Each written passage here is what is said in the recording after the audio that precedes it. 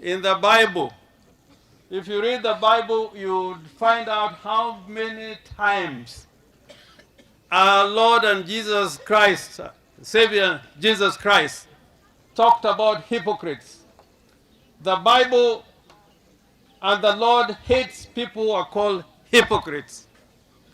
Hypocrites are liars.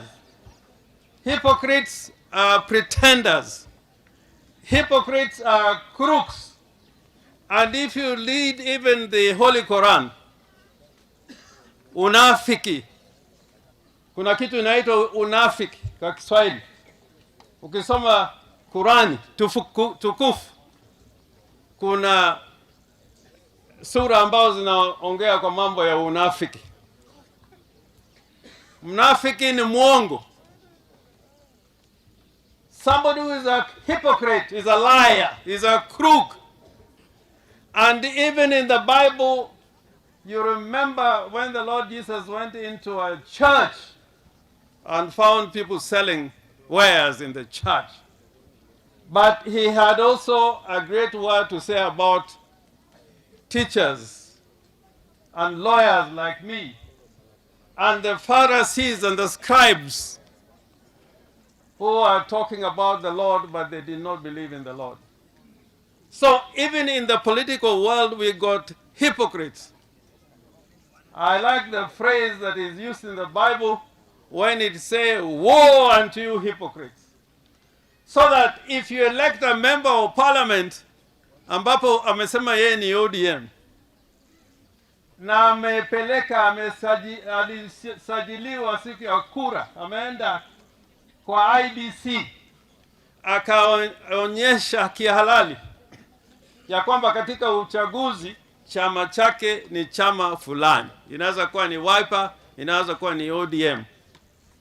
Sasa huyo jamaa akienda kule bunge, pia anashika Biblia, anachukua Biblia ama Quran, na anaapa kwamba yeye amechaguliwa, na pale kuna maandishi ambayo inaonyesha alichaguliwa kwa chama fulani. Therefore, if you meet any MP who was elected in ODM or Azimio, and then later on behaves differently, you cannot be ODM and people are taking a vote in the National Assembly. That is when you are showing your true faith and belief in your party.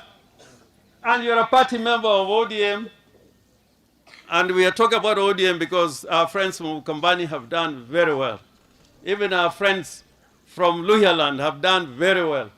Our friends from the coast have done very well. Our friends from Kisii have done very well. But here in Nyanza, the greatest number of political hypocrites are now found in Nyanza.